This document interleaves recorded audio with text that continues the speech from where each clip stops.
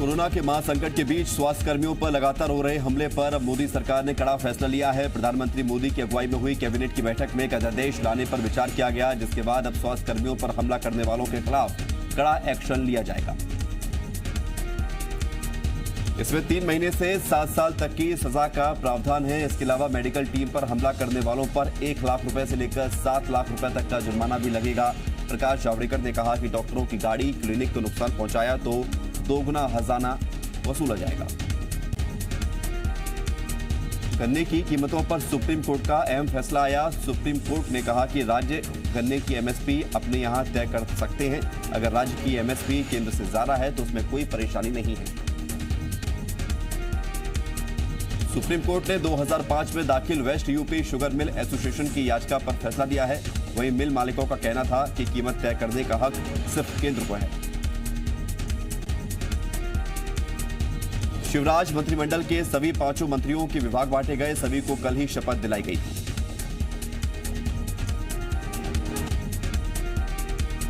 नरोत्तम मिश्रा को गृह और स्वास्थ्य मंत्रालय की जिम्मेदारी मिली है। संभाग की बात करें तो भोपाल और उज्जैन संभाग की जिम्मेदारी इनके पास है। सिंधिया खेमे के मंत्री तुलसी सिलावट को जल संसाधन मंत्रालय दिया गया है। इनके पास इंदौर और सागर संभाग की जिम्मेदारी है। मंत्री गोविंद सिंह राजपूत को सहकारिता और खाद्य एवं नागरिक आपूर्ति मंत्री बनाया गया है। इनके जिम्मे ग्वालियर और चंबल संभाग है। कमल पटेल को कृषि मंत्रालय की जिम्मेदारी दी गई है। इन्हें जबलपुर नर्मदापुरम संभाग की जिम्मेदारी दी गई। मीना सिंह को आदिम जाति कल्याण विभाग मिला है। इनके पास रीवा और शहडोल संभाग की जिम्मेदारी है। सहकारिता और खाद्य एवं आपूर्ति विभाग मिलने पर मंत्री गोविंद सिंह राजपूत ने संतुष्टि जताई है। उन्होंने कहा कि पहली प्राथमिकता कोरोना से लड़ने की है। प्रदेश में कोई भूखा ना रहे और सभी को राशन मिले, इसके लिए मैं तत्पर रहूंगा। मंत्रियों को विभागों के बंटवारे पर एमपी कांग्रेस ने ट्वीट कर लिखा कि उप मुख्यमंत्री का पद मिलना था, एक अच्छा विभाग तक ना मिल सका। जयचंदों की कीमत खत्म हुई, राज्यसभा दूर है, विधायक रहे नहीं, मंत्री पद नाम भर को मिला, बीजेपी टिकट देगी नहीं, टिकट मिला तो जीत नामुमकिन। कुल मिलाकर षड्यंत्र का अंत शरीफ हो गया। वहीं विधायक जीतू पटवारी का कहना है कि शिवराज सिंह ने कोरोना से लड़ने वाले चिकित्सा शिक्षा विभाग का कोई मंत्री नहीं बनाया है। उन्होंने शिवराज सरकार को पंगु सरकार बताया। साथ ही मंत्री तुलसी सिलावट और पर कटाक्ष करते हुए लिखा कि जिन्हें डिप्टी सीएम के सपने आ रहे थे उनको झुंझुना मिला। ट्रांसपोर्ट चाहने वाले नेता को अपनी हैसियत पता लगी।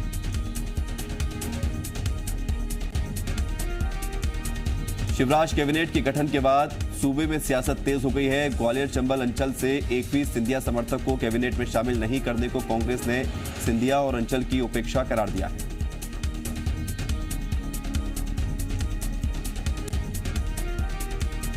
पूर्व मंत्री और भितरवार विधायक लाखन सिंह यादव का दावा है कि उपचुनाव में जनता सभी सिंधिया समर्थकों और बीजेपी को मुंहतोड़ जवाब देगी। वहीं सिंधिया समर्थक पूर्व मंत्री प्रद्युम्न सिंह तोमर ने कांग्रेस पर पलटवार किया है। प्रद्युम्न सिंह तोमर के मुताबिक वो और उनके साथी सभी जनता के सेवक हैं और पद पर न रहते हुए भी हमेशा जनता के लिए काम करते रहेंगे।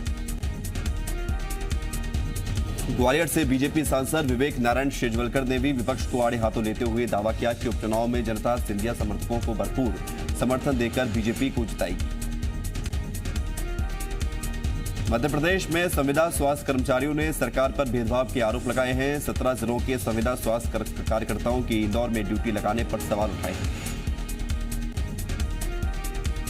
संविदा स्वास्थ्य कर्मचारी संघ के प्रांताध्यक्ष सौरभ सिंह चौहान ने बयान जारी करते हुए कहा है कि सरकार ने किसी भी नियमित एएनएम की ड्यूटी नहीं लगाई है, जबकि संविदा एएनएम से 3 गुना ज्यादा वेतन पाते हैं। इसके साथ ही उन्हें सरकार से अनुकंपा और पेंशन जैसी सुविधाएं भी मिलती हैं। सौरभ सिंह चौहान ने कहा कि एएनएम की जगह महज 12,000 प्रतिमाह मानदेय वाले संविदा स्वास्थ्य कर्मचारियों की ड्यूटी लगाई गई है। कर्मचारी संघ ने प्रदेश के 19,000 संविदा स्वास्थ्य कर्मचारियों के साथ सौतेले व्यवहार का आरोप लगाया है। भोपाल में स्वास्थ्य विभाग के आदेश की खुलेआम धज्जियां उड़ाई जा रही हैं। राजधानी के कई सरकारी ऑफिस में अभी भी सैनिटाइजेशन टनल लगी हुई है, जिसका लगातार इस्तेमाल भी हो रहा है और खुद को सैनिटाइज करने की कोशिश कर रही है।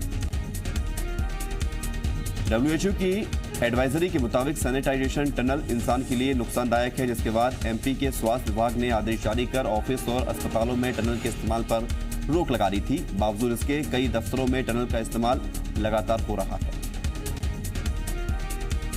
भोपाल की हुजूर और कोलार तहसील में आज से समर्थन मूल्य पर गेहूं की खरीदी शुरू हो गई है। किसानों से गेहूं खरीदने के लिए यहां 24 उपार्जन केंद्र बनाए गए हैं। वहीं बैरसिया तहसील में 20 अप्रैल से गेहूं की खरीदी शुरू की गई है, जिसके लिए 34 खरीदी केंद्र बनाए गए हैं। आपको बता दें कि पूरे भोपाल में किसानों से गेहूं की खरीदी के लिए कुल 58 गेहूं उपार्जन केंद्र बनाए गए हैं। भोपाल में आज से गेहूं खरीदी शुरू हो गई। हुजूर, बैरसिया और कोलार में 58 खरीदी केंद्र बनाए गए हैं, जिन पर गेहूं बेचने के लिए एक दिन में केवल 6 किसानों को ही SMS भेजकर बुलाया जा रहा है। 3 किसानों को सुबह और 3 किसानों को शाम को बुलाया जा रहा है। आज पहले दिन कुछ ही किसान अनाज बेचने पहुंचे। केंद्रों पर उन्हें सोशल डिस्टेंसिंग का पालन करने की सलाह दी गई, साथ ही उन्हें मास्क पहनने के लिए भी कहा गया और हैंड सैनिटाइजेशन का भी इस्तेमाल करने को कहा गया। लॉकडाउन के बीच माध्यमिक शिक्षा मंडल ने आज से 10वीं और 12वीं की अब तक हो चुकी परीक्षाओं का मूल्यांकन शुरू कर दिया है। शिक्षक अपने घर से ही एमपी बोर्ड की कॉपियों का मूल्यांकन करेंगे। एक शिक्षक को एक दिन में 45 कॉपी चेक करने की ड्यूटी दी गई है। इस दौरान शिक्षकों को यह भी हिदायत दी गई है कि कॉपी चेकिंग के दौरान वो छात्रों के रोल नंबर पर लगा स्टिकर नहीं हटाएं। 27 साल में यह पहली बार है कि जब एमपी बोर्ड की कॉपियों का मूल्यांकन घर से हो रहा है। 1992 तक मूल्यांकन का यही सिस्टम था, लेकिन इसके बाद केंद्रीय मूल्यांकन होने लगा था। बीजेपी के राष्ट्रीय महासचिव कैलाश विजयवर्गीय ने इंदौर में कोरोना संक्रमण के नियंत्रण को लेकर दिल्ली से आए दल से देर रात चर्चा की। उन्होंने बताया कि केंद्रीय दल इंदौर की व्यवस्थाओं से संतुष्ट है। कैलाश विजयवर्गीय ने कहा कि स्थिति कंट्रोल में है और जो स्थिति अभी भी है इससे ज्यादा नहीं बढ़ेगी। इसके साथ ही उन्होंने बताया कि निजी अस्पतालों में इलाज के लिए कंट्रोल रूम स्थापित किया गया है। यहां पर संपर्क करने पर मदद की जा रही है। कैलाश विजयवर्गीय ने बताया कि दूसरे राज्यों में लॉकडाउन में छूट दी गई है, जिसके बाद वहां से फल और सब्जियां आने लगेंगी और 4 से 5 दिनों में लोगों को मिलने लगेगी। छत्तीसगढ़ के मुख्यमंत्री भूपेश बघेल ने प्रधानमंत्री नरेंद्र मोदी को पत्र लिखा है, जिसमें उन्होंने छत्तीसगढ़ की खनन परियोजनाओं और औद्योगिक इकाइयों की CSR की राशि राज्य सरकार को देने का अनुरोध किया है। दरअसल केंद्र सरकार ने सभी खनन परियोजनाओं और औद्योगिक इकाइयों को ये निर्देश दिए थे कि वो CSR फंड की राशि सीधे PM केयर फंड में जमा कराएं। ऐसे में सभी औद्योगिक इकाइयों ने CSR फंड का पैसा PM केयर फंड में जमा करवा दिया, लेकिन अब खनन इकाइयों के आसपास के लोगों को मूलभूत सुविधाएं भी नहीं मिल पा रही। सीएम भूपेश बघेल ने केंद्र सरकार से PM केयर फंड में ट्रांसफर किया गया CSR फंड का पैसा मांगा है। सीएम भूपेश बघेल ने पत्र में यह भी लिखा है कि अगर ये राशि कोविड-19 संक्रमण से निपटने के लिए खर्च की जानी है तो राज्य शासन ये तय करेगा कि ये राशि उन्हीं इलाकों में खर्च की जाए जहां की औद्योगिक परियोजनाओं ने ये पैसा PM केयर फंड में जमा किया था। रायपुर में कोरोना वायरस से संक्रमित एक मरीज पूरी तरह से ठीक हो गया है, जिसका इलाज रायपुर एम्स में चल रहा था। कोरोना मरीज को ठीक होने के बाद देर रात अस्पताल से डिस्चार्ज किया गया। आपको बता दें कि अभी भी रायपुर के एम्स में कोरोना संक्रमित 10 मरीजों का इलाज जारी है। कोरोना को लेकर छत्तीसगढ़ में राहत है। हालांकि प्रशासन की तरफ से लोगों को सोशल डिस्टेंसिंग का पालन करने की हिदायत दी गई है। रायपुर में भी रोक हटने के बाद सड़कों पर चहल पहल देखने को मिली है। सब्जी बाजारों में भी पहले की तुलना में व्यवस्था दुरुस्त दिखाई दे रही है। लोग इस दौरान सोशल डिस्टेंसिंग का भी पालन कर रहे हैं। वहीं सब्जी वाले भी मास्क लगाकर सब्जियां बेच रहे हैं।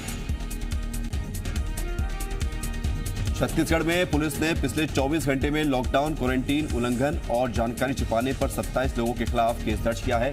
इसमें रायपुर में 4, धमतरी में 2, बलरामपुर में 6 और सूरजपुर में 6 मामले दर्ज किए गए हैं। छत्तीसगढ़ सरकार ने प्रदेश भर में सभी शराब की दुकानें, रेस्टोरेंट, होटल, बार और क्लब को 28 अप्रैल तक बंद रखने का फरमान जारी किया है। आबकारी विभाग के आदेश के अनुसार सभी देसी विदेशी शराब की दुकानों सहित छत्तीसगढ़ स्टेट बेवरेज कॉर्पोरेशन के गोदाम 28 अप्रैल तक बंद रहेंगे। प्रशासन ने सभी जिला कलेक्टर्स को आदेश का कड़ाई से पालन कराने के निर्देश दिए हैं। आपको बता दें कि इससे पहले 21 अप्रैल तक शराब की दुकानें बंद रखने का आदेश दिया गया था, जिसे बढ़ाकर अब 28 अप्रैल कर दिया गया है। इंदौर इस समय मध्य प्रदेश का सबसे बड़ा कोरोना हॉटस्पॉट बना हुआ है। कई लोग सरकारी नियमों को तोड़ने से बाज नहीं आ रहे हैं। अब पुलिस ऑन द स्पॉट ही सजा दे रही है। पुलिस ने जब बेवजह घरों से बाहर घूम रहे लोगों को पकड़ा तो उनसे पीटी परेड के साथ ही फ्रॉक रेस करवाई, साथ ही कड़ी धूप में भी कान पकड़कर उठक बैठक भी लगवाई। कोरोना संकट के बीच भोपाल के लिए राहत भरी खबर है। राजधानी का पहला कंटेनमेंट जोन प्रोफेसर्स कॉलोनी को संक्रमण मुक्त घोषित कर दिया गया।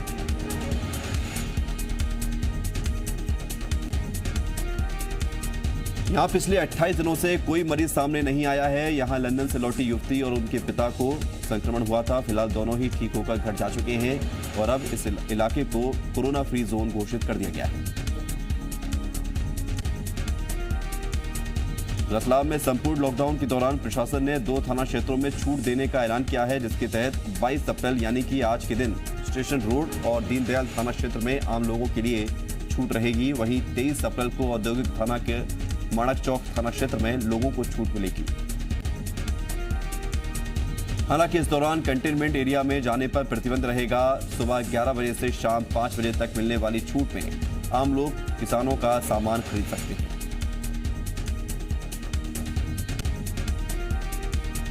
आज जैसे ही लोगों को छूट का पता चला तो औद्योगिक थाना और माणक चौक थाना क्षेत्र में भी लोग सड़कों पर निकले। इसके बाद पुलिस को समझाना पड़ा कि आज के लिए उनके इलाके में छूट नहीं है, उनके इलाकों में कल से छूट दी जाएगी।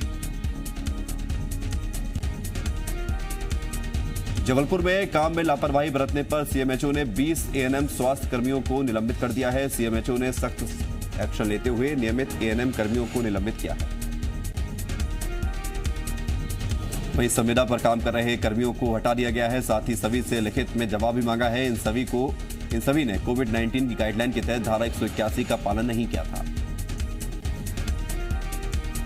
जबलपुर के लोगों को कोरोना से जंग में नया सिपह सालार मिल गया है। जिले के नए एसपी सिद्धार्थ बहुगुणा कल शाम जबलपुर पहुंचे और देर रात उन्होंने पुलिस अधीक्षक कार्यालय पहुंचकर कार्यभार भी संभाल लिया। इस दौरान जिले के आला अधिकारी मौजूद रहे। एसपी सिद्धार्थ बहुगुणा ने चार्ज लेने के तुरंत बाद जिले की स्थिति की जानकारी ली और कोरोना संक्रमण को लेकर किए गए इंतजामों की समीक्षा की। इस दौरान उन्होंने कहा कि कोरोना संक्रमण से निपटना किसी चुनौती से कम नहीं है और ऐसे में उनकी पहली प्राथमिकता जिले में लॉकडाउन सहित सभी नियमों का कड़ाई से पालन करवाना है। आपको बता दें कि एसपी सिद्धार्थ बहुगुणा पहले भी जबलपुर में अतिरिक्त पुलिस अधीक्षक के पद पर रह चुके हैं।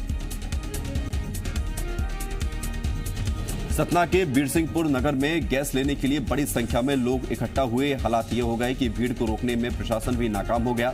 इस दौरान लोगों ने सोशल डिस्टेंसिंग का ध्यान नहीं दिया। रतलाम की 90 साल की बुजुर्ग पुष्पलता शर्मा जो रिटायर्ड शिक्षिका हैं, उन्होंने अपनी पेंशन से बचाए 5 लाख रुपए जिला प्रशासन को सौंपे ताकि स्वास्थ्य कर्मियों के लिए पीपीई किट खरीदी जा सके। पुष्पलता शर्मा अपने पड़ोसी के साथ कलेक्टर कार्यालय पहुंची और डिप्टी कलेक्टर को 5 लाख रुपए सौंपे। उनके पड़ोसी ने बताया कि पहले उन्होंने 1 लाख रुपए दिए, इसके बाद वो 2 लाख रुपए और ले आई, लेकिन इसके बाद भी जब मन नहीं भरा तो फिर पूरे 5 लाख रुपए दे दिए। मंदसौर में 15 साल की एक लड़की ने अपनी मधुर आवाज से लोगों का दिल जीत लिया। ये लड़की रोज अपनी बालकनी से गाना गाकर घरों में कैद लोगों का हौसला बढ़ा रही है। लड़की जब अपनी बालकनी से गाना गाती है तो कॉलोनी के लोग भी अपनी गैलरी और बालकनी में खड़े होकर ताली बजाकर उसका साथ देते हैं। वहीं कुछ लोग गाना भी गुनगुनाते हैं।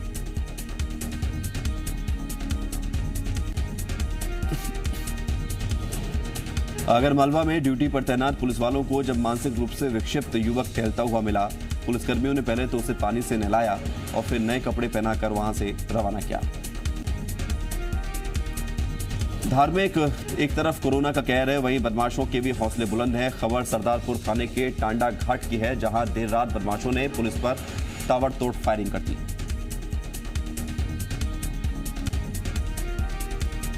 फायरिंग में 2 पुलिसकर्मी घायल हो गए। दरअसल बदमाशों ने लूटपाट के इरादे से रोड पर पत्थर रखे थे। इस बात की खबर जब रिंगनौद चौकी पर पहुंची तो मौके पर मौजूद 2 पुलिसकर्मी रवाना हुए।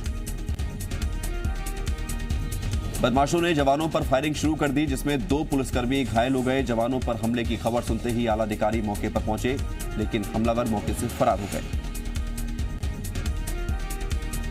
राजधानी भोपाल में पुलिस ने 50 बोतल अवैध शराब जब्त की। मुखबिर से पुलिस को सूचना मिली थी कि बड़े तालाब में नाव के जरिए बेचने के लिए अवैध शराब लाई जा रही है, जिस पर पुलिस ने कार्रवाई करते हुए किशन नाम के आरोपी को गिरफ्तार कर लिया।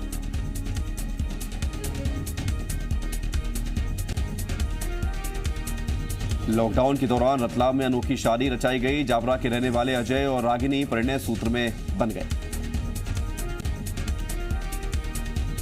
दूल्हा दुल्हन समेत सिर्फ 6 लोग ही समारोह में मौजूद रहे। खास बात यह रही कि इस दौरान भी सोशल डिस्टेंसिंग का पूरा पालन किया गया और लोग मास्क भी लगाए। देश में कोरोना संक्रमितों की संख्या 20,000 के करीब है। मरने वालों का आंकड़ा 640 हो गया है, जबकि 3,870 लोग ठीक हो गए।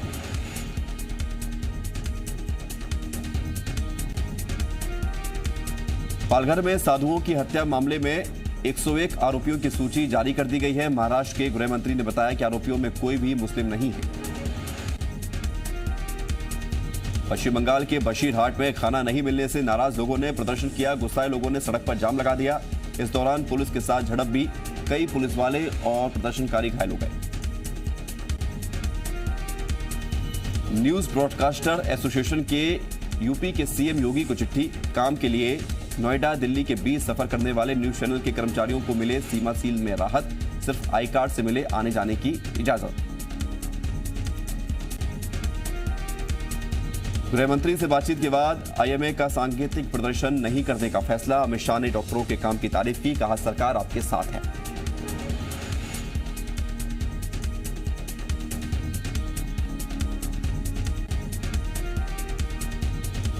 जम्मू कश्मीर के शोपियां में सुरक्षा बलों को कामयाबी। देर रात चली मुठभेड़ में 4 आतंकी मारे गए। सर्च ऑपरेशन जारी।